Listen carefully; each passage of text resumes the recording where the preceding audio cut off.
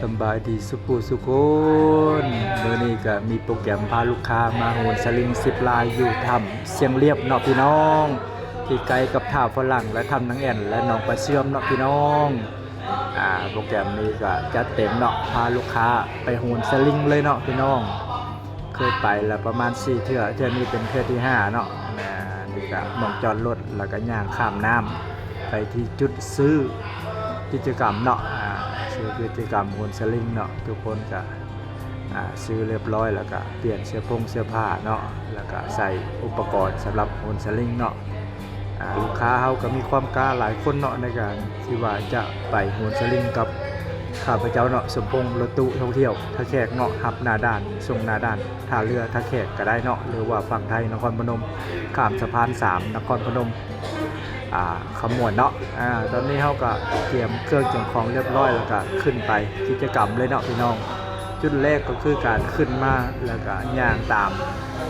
ถนนตะข่ายที่เชื่อมต่อระหว่างต้นไม้หาต้นไม้เนาะที่มีความสูงประมาณ8 เมตร 10 เมตรนี่แหละเนาะเอาก็ย่างไปตามจุดต้นไม้ต่างๆอันนี้ก็เป็นบาดกาวแรกเนาะนี่บาดกาวที่2กับย่างคือเก่าเนาะบันไดตะข่ายเนาะย่างข้ามน้ำบัดนี้เนาะไปต้นไม้อีกต้นไม้หนึ่งเนาะเอาไปย่างไปอีกเนาะอันนี้เราถ่ายทีมงานเพิ่นมาเนาะเพราะว่าเขาเคยเดินทางแล้วก็โหนสลิงตัวนี้มาก่อนแล้วเลยมีประสบการณ์เนาะอันนี้เป็นแสดงนี่เป็นสตาฟเนาะเป็นคนดูแลเฮาในกิจกรรมตัวนี้เป็นคนของแหล่งท่องเที่ยวนี้เนาะเพิ่นจะดูแลแล้วก็ให้ความปลอดภัยเฮาเนาะงานนี้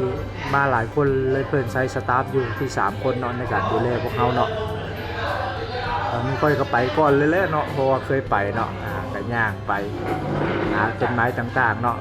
ก็ใช้ระยะทางบ่ได้ไกลเนาะเฮาย่างไปจุดต่างๆเสียวแน่เนาะก็เพิ่นก็มีกระตูคล้องสลิงไว้ในกระย่างเนาะคนที่ผู้บ่ไปก็อยู่ลุ่มพุ่นเลยเนาะจัดไปพี่น้องตัวนี้ก็เสียวๆนิดนึงเนาะมันจะมีระยะห่างของการย่างเด้อตัวนี้พี่น้องไปต่อพี่น้องตัวนี้ก็เสียวๆเลยตัวนี้รู้สึกว่าเสียวที่สุดเลยตัวนี้ตัวนี้ก็แคบๆเนาะแต่ว่าเพิ่นก็มีตัวสลิงเนาะแขวนไว้เนาะสำหรับการย่างรอท่าทีมงานย่างมาเนาะนี่ก็เพิ่นก็มีความกล้านี่สตาฟเพิ่นพาไปก่อนเนาะตัวนี้จุดต่างๆก็สวยงามหลายพี่น้องย่างชมบรรยากาศเนาะสวยงามเพิ่นสะพานเนาะสะพานเชือกสะพานแขวน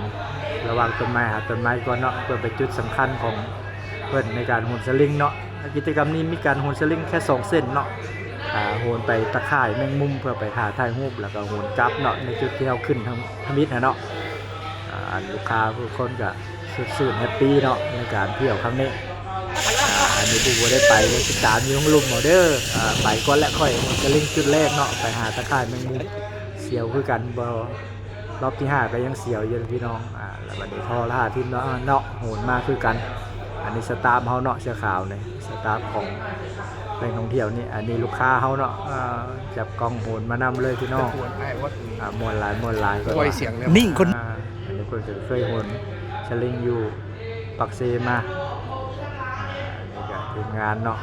จัดไปพี่น้องมาเรื่อยๆเนาะมาจุดถ่ายรูป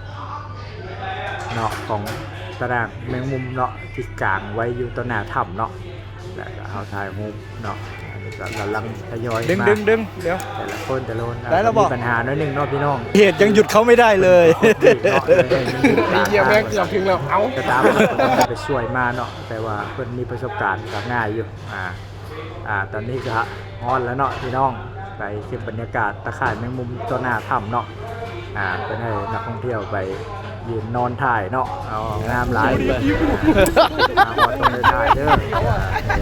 ตะข่ายแมงมุมเนาะอยู่กลางถ้ำเด้อคนกลางไว้ให้วันนี้คอยกระโหนกลับขึ้นไปจุดที่เริ่มต้นเนาะกลับขึ้นไปจุดเริ่มต้นเพื่อต่อกิจกรรมต่อไป บัดนี้ รอบที่5เลยเด้อผมมีรอบที่6เด้อ พอแล้วเบิดแล้วเนาะบัดนี้พี่น้ ใช่ อง แล้ว บ๊ายบายทุกคนเด้อไปเจอกันในคลิปหน้าเนาะ